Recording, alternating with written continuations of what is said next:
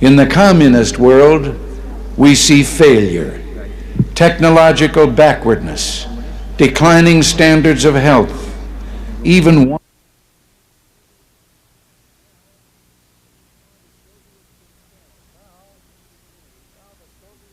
and now the Soviets themselves may in a limited way be coming to understand the importance of freedom.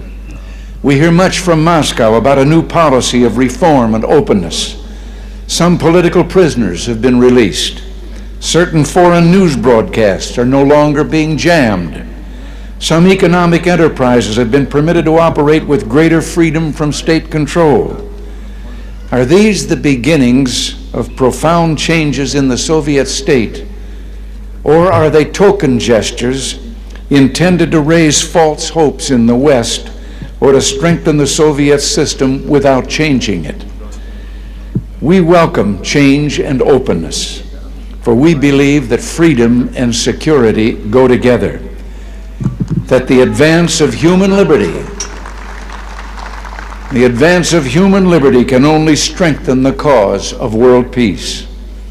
There is one sign the Soviets can make that would be unmistakable, that would advance dramatically the cause of freedom and peace. General Secretary Gorbachev, if you seek peace, if you seek prosperity for the Soviet Union and Eastern Europe, if you seek liberalization, come here to this gate. Mr. Gorbachev, open this gate.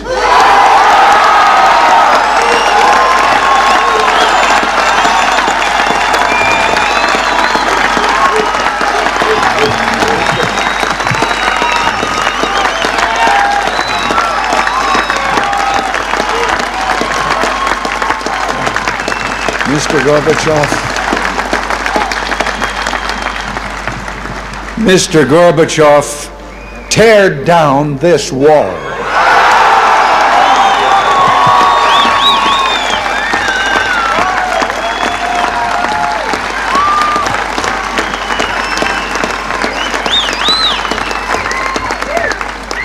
I understand the fear of war and the pain of division that afflict this continent, and I pledge to you my country's efforts to help overcome these burdens.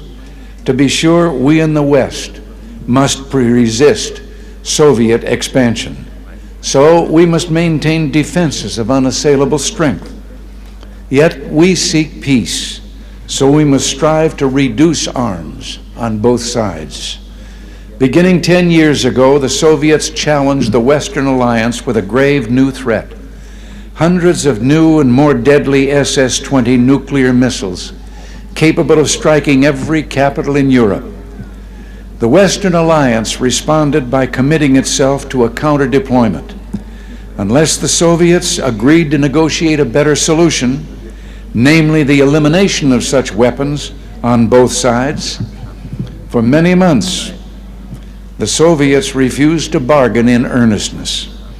As the alliance in turn prepared to go forward with its counter-deployment, there were difficult days of protests like those during my 1982 visit to this city. And the Soviets later walked away from the table. But through it all, the alliance held firm. And I invite those who protested then, I invite those who protest today to mark this fact. Because we remain strong, the Soviets came back to the table.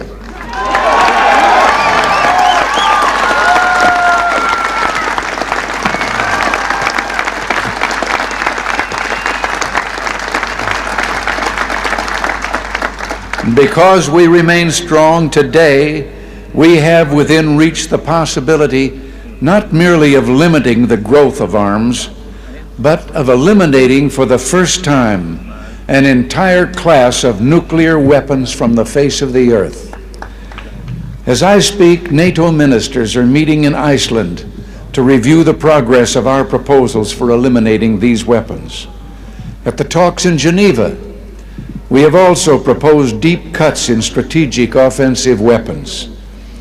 and the Western allies have likewise made far-reaching proposals to reduce the danger of conventional war and to place a total ban on chemical weapons. While we pursue these arms reductions, I pledge to you that we will maintain the capacity to deter Soviet aggression at any level at which it might occur.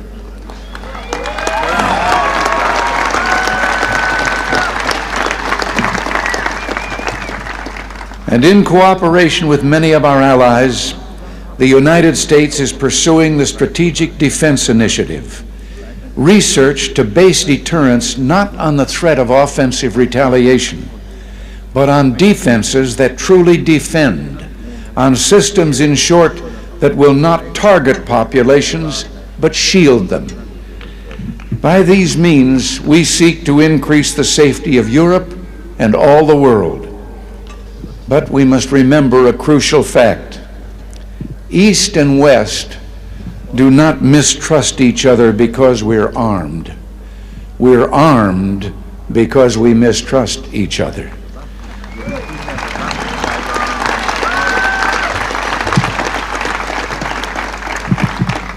And our differences are not about weapons, but about liberty. When President Kennedy spoke at the City Hall those 24 years ago, freedom was encircled. Berlin was under siege. And today, despite all the pressures upon this city, Berlin stands secure in its liberty, and freedom itself is transforming the globe. In the Philippines, in South and Central America, democracy has been given a rebirth. Throughout the Pacific, free markets are working miracle after miracle of economic growth. In the industrialized nations, a technological revolution is taking place, a revolution marked by rapid, dramatic advances in computers and telecommunications. In Europe, only one nation, and those it controls, refuse to join the community of freedom. Yet in this age of redoubled economic growth, of information and innovation, the Soviet Union faces a choice. It must make fundamental changes, or it will become obsolete.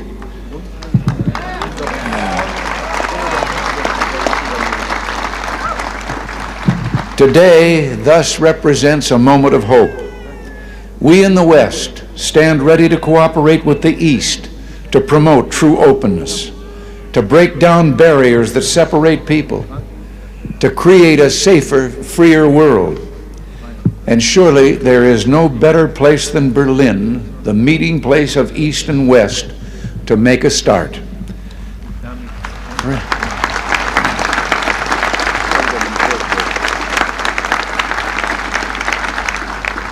Free people of Berlin, today as in the past, the United States stands for the strict observance and full implementation of all parts of the Four-Power Agreement of 1971.